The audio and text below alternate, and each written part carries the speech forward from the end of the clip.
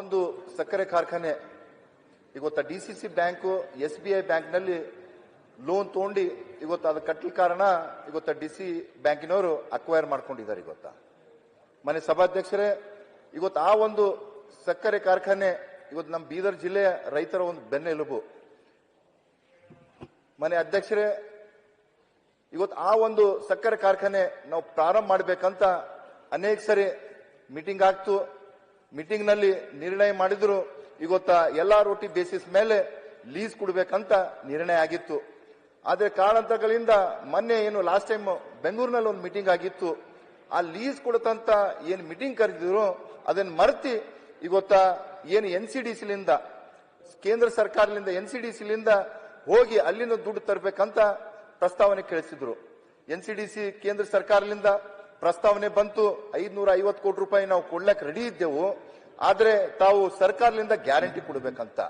ಆದ್ರೆ ಈವರೆಗೂ ಕೂಡ ಏನು ಕೇಂದ್ರ ಸರ್ಕಾರ ಪ್ರಸ್ತಾವನೆ ಬಂದಿದೆ, ಅದಕ್ಕಾಗಿ ಇವತ್ತು ನಾನು ಸರ್ಕಾರಕ್ಕೆ ಮನವಿ ಮಾಡ್ತೀನಿ. ಇವತ್ತು NCDCಗೆ ನಾವು ಸರ್ಕಾರದಿಂದ ಗ್ಯಾರಂಟಿ ಕೊಟ್ರಂತಂದ್ರ ಸುಮಾರು 550 ಕೋಟಿ ರೂಪಾಯಿ ನಮಗ್ ಬಂತಂತಂದ್ರ ಇವತ್ತ ರೈತರಿಗೆ ಇನ್ನ ಪೆಂಡಿಂಗ್ ದುಡ್ಡಿದೆ, ಮತ್ತೆ ಕಾರ್ಮಿಕರಿಗೆ ದುಡ್ಡಿದೆ. ಅದೇ ದುಡ್ಡಿನಲ್ಲಿ ಮತ್ತ ಕಾರ್ಖಾನೆ ಕೂಡ ನಾವು ಪ್ರಾರಂಭ ಮಾಡಬೇಕು. ಅದು ಆಗಿಲ್ಲ ಅಂದ್ರೂ ಕೂಡ ಇವತ್ತೇನು ರನ್ ಫ್ಯಾಕ್ಟರಿ ಯಾವ ತರ ಬಾಗಲಕೋಟ್ನಲ್ಲಿದೆ ಮಾನ್ಯ ಅಧ್ಯಕ್ಷರೇ, ಆ ರನ್ ಫ್ಯಾಕ್ಟರಿ ಯಾವ ತರ ಎಲ್ಲಾ ರೋಟಿ ಬೇಸಿಸ್ ಮ್ಯಾಗೆ ಇವತ್ತ ಲೀಸ್ ಕೊಟ್ಟಿದೆ, ಅದೇ ತರ ನಮ್ಮ BSS ಕಾರ್ಖಾನೆ ಕೂಡ ಕೊಟ್ಟರು ಒಳ್ಳೇದಾಗ್ತದ. ಯಾಕೋ ಇವತ್ತ ಏನು DCC ಬ್ಯಾಂಕಿನವರು ನಾವು KDP ನಲ್ಲಿ ಕೂಡ ಮಾತಾಡಿದಾಗ, ನಮ್ಮ ಜಿಲ್ಲಾ KDPದಲ್ಲಿ ಮಾತಾಡಿದಾಗ DCC ಬ್ಯಾಂಕ್ ಅಧಿಕಾರಿಗಳ ಅಧ್ಯಕ್ಷರು ಹೇಳ್ತಾರ, ಏನ್ ರನ್ ಫ್ಯಾಕ್ಟರಿ ಇವತ್ತ ಸರ್ಕಾರ ಲೀಸ್ ಕೊಟ್ಟಿದೆ, ಅದು ತಪ್ಪು ಇದರಿಂದ ಕೊಟ್ಟಿದೆ, ನಾನು ಇದು ಕೊಡ್ಲಾಕ್ ಬರಲ್ಲ ಅಂತಾರೆ. ಇವತ್ತ ಯಾವ ತರ ಏನ್ ಹೇಳ್ತಾ ಇದಾರೆ ಅಂತ ಗೊತ್ತಾಗ್ತಾ ಇಲ್ಲ. ಮನೆ ಅಧ್ಯಕ್ಷರೇ, ಸರ್ಕಾರನೇ ನಡೆಸ್ತಾ ಇದೆ. ಇವತ್ತು ಸರ್ಕಾರನೇ ರನ್ ಫ್ಯಾಕ್ಟರಿ ಕೊಟ್ಟಿದೆ. ಇವತ್ತು ನಮ್ಮ BSSK ಫ್ಯಾಕ್ಟರಿ ಯಾಕೆ ಲೀಸಿಗೆ ಕೊಡ್ತಾ ಇಲ್ಲ? ಇದು ಯಾಕೆ ಅನ್ಯಾಯ ಮಾಡ್ತಾ ಇದಾರ? ಇವತ್ತ ನಮ್ಮ ಸಕ್ಕರೆ ಸಚಿವರ ಹತ್ರ, ನಮ್ಮ ಉಸ್ತುವಾರಿ ಸಚಿವರ ಹತ್ರ ಬಹಳ ಸರ್ತಿ ಮಾತಾಡಿದೆವು. ಸಕ್ಕರೆ ಸಚಿವರು ಹೇಳಿದ್ರು, ಇವತ್ತು ಯಾರು ಏಜೆನ್ಸಿಗಳು ಇದು ಲೀಸ್ ತಗೊಳ್ಳಕ್ಕೆ ತಯಾರಿದ್ದಾರೆ ಅಂದಾಗ ನಾವು ಸುಮಾರು ಯಾರ್ಯಾರು ಫ್ಯಾಕ್ಟರಿಗಳು ನಡೆಸ್ತಾ ಇದ್ದಾರೆ. ಇವತ್ತು ಲಕ್ಷ್ಮಣ ಸವದಿ ಅವರು ನಡೆಸ್ತಾ ಇದ್ದಾರ, ನಮ್ಮ ನಿಖಿಲ್ ಕತ್ತಿ ಅವರು ನಡೆಸ್ತಾ ಇದ್ದಾರ, ಮತ್ತೆ ನಮ್ಮ ನಿರಾಣಿ ಅವರು ನಡೆಸ್ತಾ ಇದ್ದಾರ. ಅವ್ರಿಗೆಲ್ಲರೂ ಕೂಡ ಸಂಪರ್ಕ ಮಾಡಿದೆವು. ಲಾಸ್ಟಿಗೆ ಒಬ್ಬರು ಸಿಕ್ಕರು, ನಮ್ಮ ಪ್ರಭುಲಿಂಗೇಶ್ವರ ಶುಗರ್ಸ್ದವರು. ಅವ್ರು ಹೇಳಿದ್ರು, ನಾವು ತಗೊಳಕ್ ರೆಡಿ ಇದ್ದೇವೆ, ಈ ಕಂಡೀಷನ್ ಮ್ಯಾಗ ಹಾಕಿ ಅಂತ. ಏನು ನಮಗೆ ರನ್ ಫ್ಯಾಕ್ಟರಿ ಕಂಡೀಷನ್ ಮ್ಯಾಗ ಕೊಟ್ಟಿದಾರ, ಆ ಕಂಡೀಷನ್ ಮ್ಯಾಗ ಕೊಟ್ಟರು ನಾವು ತಗೊಳಕ್ ರೆಡಿ ಇದ್ದಾರಂತ. ಆ ಕಂಡೀಷನ್ ಅಂತ ಏನಂತಂದ್ರೆ 50 ಕೋಟಿ ಫ್ಯಾಕ್ಟರಿದು DCC ಬ್ಯಾಂಕಿನವ್ರು ಪ್ರಸ್ತಾವನೆ ಕೊಟ್ಟಿದ್ರು. 50 ಕೋಟಿ ಮೊದಲ ಠೇವಣಿ ಕೊಡಬೇಕು, ಮತ್ತೆ ವರ್ಷಿಗೆ 10 ಕೋಟಿ ಲೀಸ್ ಅಮೌಂಟ್ ಕೊಡ್ಬೇಕಂತ ಹೇಳಿದ್ರು. ಅದರಂತೆ ನಾವು ಆ ಫ್ಯಾಕ್ಟರಿ ಓನರಿಗೆ ಮಾತಾಡಿ ಇವತ್ತ 50 ಕೋಟಿ ಇಲ್ಲ 40 ಕೋಟಿ ರೂಪಾಯಿ ನಾವು ಮುಂಗಡ ಠೇವಣಿ ಕೊಡ್ತೇವೆ, 40 ಕೋಟಿ ಮತ್ತು ವರ್ಷಿಗೆ 8 ಕೋಟಿ ಕೊಟ್ಟಿ ನಾವು ರನ್ ಮಾಡ್ತೇವೆ ಅಂತ ಹೇಳಿದಾಗ ಎಲ್ಲರೂ ಕೂಡ ಸಂತೋಷದಿಂದ ನಮ್ಮ ಉಸ್ತುವಾರಿ ಸಚಿವರು ಅಂದ್ರು, ಸ್ವೀಟ್ ತಿಂದು ಚಾಲು ಮಾಡೋಣ ಈ ಸೀಸನ್ ಅಲ್ಲಿ ಅಂತಂದ್ರು. ಆದ್ರೆ ಯಾಕೋ ಇವತ್ತ ಸರ್ಕಾರ ಅದ್ರ ಬಗ್ಗೆ ಕಿಂಚಿತ್ತು ಇದು ಮಾಡ್ತಾ ಇಲ್ಲ. ಇವತ್ತೆಲ್ಲಾನು ಕೂಡ ಮಾತಾಯಿತು, ಪಾಪ ಅವರೆಲ್ಲ ರೆಡಿ ಮಾಡ್ಕೊಂಡ್ರು. ಇವತ್ತ ಫ್ಯಾಕ್ಟರಿ ಚಾಲು ಮಾಡ್ಲಿಕ್ಕೆ ಏನೇನು ಬೇಕಾಗಿತ್ತು, ಮತ್ತೆ ಅಲ್ಲಿ ಏನು ಕಾರ್ಮಿಕರು ಬೇಕಾಗಿತ್ತು ಎಲ್ಲರೂ ಸರಿ ಮಾತಾಡು. ಮತ್ತೆ ಕಾರ್ಮಿಕರದು ಸುಮಾರು ಸಂಬಳನೂ ಕೂಡ ಪೆಂಡಿಂಗ್ ಇದೆ, ಅವರಿಗೂ ಕೂಡ 5 ಕೋಟಿ ರೂಪಾಯಿ ಕೊಡ್ತಾ ಅಂತ ಅವ್ರು ಒಪ್ಕೊಂಡು ಎಲ್ಲನೂ ಕೂಡ ಆಗಿತ್ತು. ಆದ್ರೆ ಇವತ್ತು ಸರ್ಕಾರ ಮತ್ತೆ ಸಂಬಂಧಪಟ್ಟ ಸಚಿವರು ಯಾವುದು ಕೂಡ ಒಪ್ತಾ ಇಲ್ಲ. ಯಾಕೆ ಅನ್ಯಾಯ ಮಾಡ್ತಾರೆ ಅಂತ ಗೊತ್ತಾಗ್ತಾ ಇಲ್ಲ. ಯಾಕಂತಂದ್ರೆ ಇವತ್ತು ನೋಡಿ, ಆ ಒಂದು ಶುಗರ್ ಫ್ಯಾಕ್ಟರಿ ಮ್ಯಾಗೆ ಸುಮಾರು 26,000 ಜನ ಶೇರ್ಸ್ ಹೋಲ್ಡರ್ ಇದ್ದಾರೆ, ರೈತರು ಅದ್ರ ಮ್ಯಾಗ ನಿರ್ಭರ ಇದ್ದಾರೆ. 600 ಜನ ಕಾರ್ಮಿಕರು ಅವ್ರ ಹೊಟ್ಟೆಪಾಡು ಅದ್ರ ಮ್ಯಾಗ ನಡೀತಾ ಇದೆ. ಮಾನ್ಯ ಅಧ್ಯಕ್ಷರೇ, ಅದ್ರ ಬಗ್ಗೆ ಇವತ್ತು ಸರ್ಕಾರ ಗಮನ ಹರಿಸಬೇಕು. ಯಾಕಂತಂದ್ರೆ ಈಗಾಗಲೇ ನೋಡ್ಬೇಕು, ಅನೇಕ ಹೋರಾಟಗಳನ್ನು ಕೂಡ ರೈತರು ನಡೀತಾ ಇದೆ. ಇವತ್ತ ನಮ್ಮ ಕ್ಷೇತ್ರದಾಗ ಇವತ್ತ ಆ ಒಂದು ಕ್ಷೇತ್ರ ಅಂತ ಹುಮ್ನಾಬಾದ್ ಅಲ್ಲ, ಇಡೀ ಜಿಲ್ಲೆಗೆ ಅದೊಂದು ಮಾದರಿಯಾದಂತ ಸಕ್ಕರೆ ಕಾರ್ಖಾನೆ ಇದೆ. ಅದಕ್ಕಾಗಿ ತಮ್ಮ ಮುಖಾಂತರ ನಾನು ಸರ್ಕಾರಕ್ಕೆ ಮನವಿ ಮಾಡ್ತಾ ಇದ್ದೀನಿ, ಬೇಗನೆ ಈ ಒಂದು NCDC ಇಲ್ಲೋಯ್ತಿಗಿ ಇವತ್ತು ಎಲ್ಲಾ ರೋಟಿ ಬೇಸಿಸ್ ಮ್ಯಾಗೆ ಈ ಲೀಸ್ ಕೊಡ್ತಂತ ಕಾರ್ಯ ಮಾಡಿದ್ರೆ ಎಲ್ಲರಿಗೂ ಕೂಡ ಒಳ್ಳೇದಾಗ್ತದ. ಅದರಂತೆ ಮಾನ್ಯ ಸಭಾಧ್ಯಕ್ಷರೇ, ಈಗಾಗಲೇ ತಾವು ನೋಡಿದ ಹಾಗೆ ಈ ಒಂದು ಮಳೆಗಾಲದಲ್ಲಿ ಬಹಳಷ್ಟು ಅತಿವೃಷ್ಟಿಯಾಗಿ ಬಹಳಷ್ಟು ರೈತರು ತೊಂದರೆನಲ್ಲಿದ್ದಾರೆ. ಇವತ್ತು ಸರ್ಕಾರದಿಂದ ಘೋಷಣೆ ಮಾಡಿದೆ, NDRF SDRF 8,502 ಕಡೆಯಿಂದ ಕೊಡ್ಬೇಕಂತ. ಆದ್ರೆ ಕೆಲವು ರೈತರಿಗೆ ದುಡ್ಡು ಬಂದಿದೆ, ಕೆಲವು ರೈತರಿಗೆ ಇನ್ನೂ ಕೂಡ ದುಡ್ಡು ಬರ್ತಾ ಇಲ್ಲ. ಇವತ್ತು ಏನು ಸರ್ವೆ ಮಾಡಿದಾರ, ಇವತ್ತು ನಮ್ದು ರೆವೆನ್ಯೂ ಡಿಪಾರ್ಟ್ಮೆಂಟ್ ಇರ್ಬೋದು, ಅಗ್ರಿಕಲ್ಚರ್ ಇರ್ಬೋದು, ಹಾರ್ಟಿಕಲ್ಚರ್ ಎಲ್ಲರೂ ಸಮೀಕ್ಷೆ ಮಾಡಿದಾರೋ ಅದರಲ್ಲಿ ಬಹಳಷ್ಟು ರೈತರಿಗೆ ಇನ್ನ ದುಡ್ಡು ಬರ್ತಾ ಇಲ್ಲ, ಪರಿಹಾರ ಬರ್ತಾ ಇಲ್ಲ. ಅದರ ಬಗ್ಗೆನೂ ಕೂಡ ಸರ್ಕಾರ ಗಮನಕ್ಕೆ ಇಟ್ಕೊಂಡು ಇದು ಮಾಡ್ಕೊಂಡು ಹೋಗ್ಬೇಕು. ಅದರ ಹಾಗೆ ಏನು ನಮ್ಮ ಕಾರಂಜ ಸಂತ್ರಸ್ತರಿದ್ದಾರೆ, ಸುಮಾರು ವರ್ಷಗಳಿಂದ ಹೋರಾಟ ಮಾಡ್ತಾ ಇದ್ದಾರ ಅಧ್ಯಕ್ಷರೇ. ಯಾಕಂತಂದ್ರೆ ಲಾಸ್ಟ್ ಟೈಮು ಕೂಡ 2 ವರ್ಷ ಒಂದೊಂದು ವರ್ಷ ನಿರಂತರವಾಗಿ ಹೋರಾಟ ಮಾಡಿದಾಗ ಎಲ್ಲ ಸಂಬಂಧಪಟ್ಟ ಸಚಿವರು, ಶಾಸಕರು ನಾವೆಲ್ಲ ಹೋಗಿ ಅವರಿಗೆ ಆಶ್ವಾಸನೆ ಕೊಟ್ಟಿದಾಗ ಏನು ಇಲ್ಲಿ ನಮ್ಮ ಬೆಳಗಾವಿ ಅಧಿವೇಶನದಲ್ಲೇ ನಮ್ಮ ಸಿಎಂ ಅವರ ಒಂದು ಅಧ್ಯಕ್ಷತೆಯಲ್ಲಿ ಮೀಟಿಂಗ್ ಮಾಡ್ಕೊಂಡು ಒಂದು ಕಮಿಟಿ ರಚನೆ ಮಾಡಿದಾರ ಮಾನ್ಯ ಅಧ್ಯಕ್ಷರೇ. ಈವರೆಗೂ ಕೂಡ ಆ ಕಮಿಟಿದು ಏನ್ ರಿಪೋರ್ಟ್ ಕೊಟ್ಟಿದಾರ, ಏನ್ ಕೊಟ್ಟಿದಾರ ಅಂತ ಇನ್ನೂ ಕೂಡ ಗೊತ್ತೇ ಇಲ್ಲ. ಅನೇಕ ರೈತರು ಅವರ ಹೊಲಗಳನ್ನು ಕೊಟ್ಟಿ ಇವತ್ತ ಆ ಒಂದು ಕಾರಂಜ ಜಲಾಶಯ ನಿರ್ಮಾಣ ಆಗಿದೆ, ಆ ರೈತರ ಹೊಲದಲ್ಲಾಗಿದೆ. ಆದ್ರೆ ಇವತ್ತಿನವರೆಗೂ ಕೂಡ ಆ ರೈತರಿಗೆ ಅನ್ಯಾಯ ಆಗ್ತಾ ಇದೆ. ಅದಕ್ಕಾಗಿ ಇವತ್ತು ಸರ್ಕಾರಕ್ಕೆ ತಮ್ಮ ಮುಖಾಂತರ ಮನವಿ ಮಾಡ್ತೀನಿ, ಇವತ್ತು ಏನು ಆ ರೈತರು ಹೊಲಗಳನ್ನು ಕಳ್ಕೊಂಡಿದಾರ ಅವರಿಗೆ ನ್ಯಾಯ ಒದಗಿಸುವಂತ ಕಾರ್ಯ ಆಗ್ಬೇಕು. ಮತ್ತೆ ಮನೆ ಅಧ್ಯಕ್ಷರೇ, ಈಗಾಗಲೇ ತಾವು ನೋಡ್ತಾ ಇದ್ದಾಗೆ ನಮ್ಮ ಹುಮ್ನಾಬಾದ್ ಅಂತಂದ್ರೆ ನ್ಯಾಷನಲ್ ಹೈವೇ ಮ್ಯಾಗೆ ಇದ್ದಂತ ಒಂದು ಕ್ಷೇತ್ರ, ಒಂದು ತಾಲೂಕ, ಅಲ್ಲಿ ಜನರಲ್ ಹಾಸ್ಪಿಟಲ್ ಇದೆ, 100 ಬೆಡ್ಡೆಡ್ ಹಾಸ್ಪಿಟಲ್ ಇದೆ ಮಾನ್ಯ ಅಧ್ಯಕ್ಷರೇ.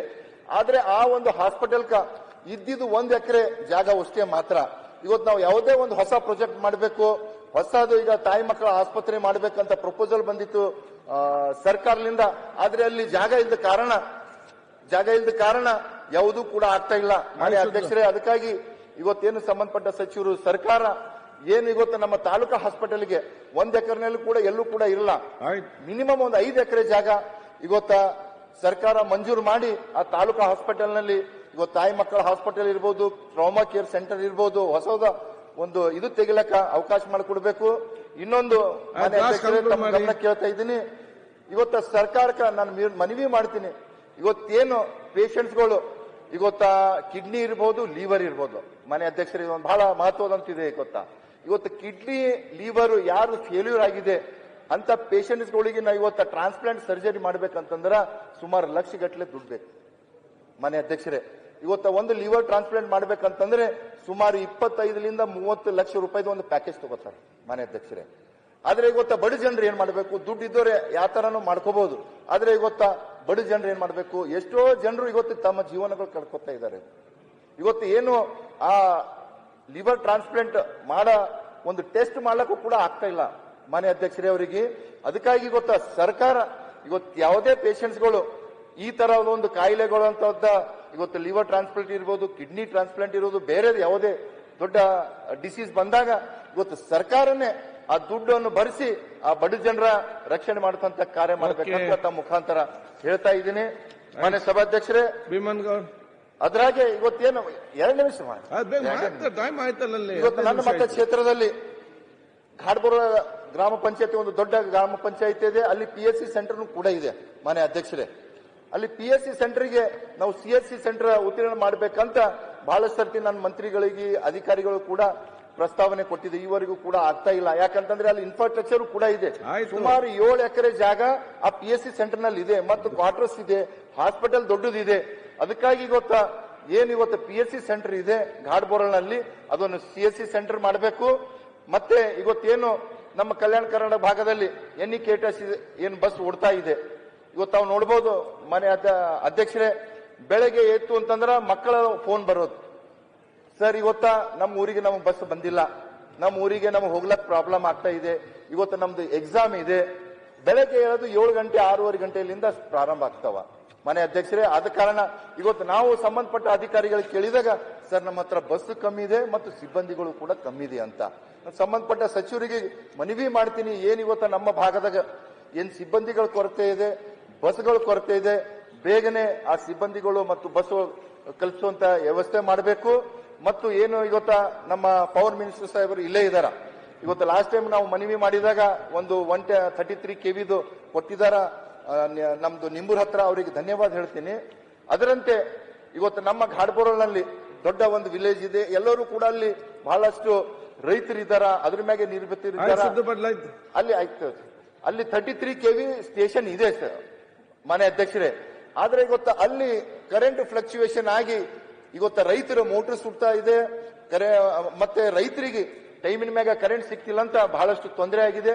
ಆದ ಕಾರಣ ಈಗಾಗಲೇ ನಾವು ಸರ್ಕಾರಕ್ಕೆ ಪ್ರಸ್ತಾವನೆಯನ್ನು ಕೂಡ ಸಂಬಂಧಪಟ್ಟ ಇಲಾಖೆಯಿಂದ ಕೇಳಿಸಿದೆವು. ಬೇಗನೆ ಆ 33 ಕೆವಿಲಿಂದ ಘಾಟಪುರನಲ್ಲಿ 110 ಕೆವಿ ಮಾಡಬೇಕು. ಮತ್ತೆ ಏನು ನಮ್ಮ ನಂದಗಾಂವ್ ಹತ್ರ ಜಾಗನೂ ಕೂಡ ಇದೆ, ಅಲ್ಲಿ 110 ಕೆವಿ ಮಾಡಬೇಕು. ಮತ್ತು ನಮ್ಮ ದುಮ್ಸೂರ್ ಅಂತ ಗ್ರಾಮ ಇದೆ, ರೈಟಿಂಗಲ್ಲಿ ಕೊಟ್ಟಿದ್ದೀರಲ್ಲ, ಇದೆಲ್ಲ ಮಾಡ್ಬೇಕಂತ ಬರೆದು ಕೊಟ್ಟಿದ್ದೀರಾ? ಕೊಟ್ಟಿದೆ. ಅದಕ್ಕಾಗಿ ಮಾನ್ಯ ಸಚಿವರ ಹತ್ರ ಈ ದುಮ್ಸೂರ್ ಹತ್ರ 110 ಕೆವಿನೂ ಕೂಡ ಆಗಬೇಕು. ಮತ್ತೆ ಹಂಗೆ ನಮ್ಮ ಮುಸ್ತಾಪುರ್ ಹತ್ರ, ಯಾಕಂತಂದ್ರೆ ಮುಸ್ತಾಪುರ್ ಹತ್ರ ಅಂತಂದ್ರೆ ಮುಂದ್ಗಡೆ ಹೋದಾಗ ಅಲ್ಲಿ ಬಹಳಷ್ಟು ಆಗ್ಬೇಕು. ಸನ್ಮಾನ್ಯ ಅಧ್ಯಕ್ಷರೇ, ಅವಕಾಶವನ್ನು ಕೊಟ್ಟಿದ್ದಕ್ಕೆ ತಮಗೆ ಧನ್ಯವಾದಗಳನ್ನು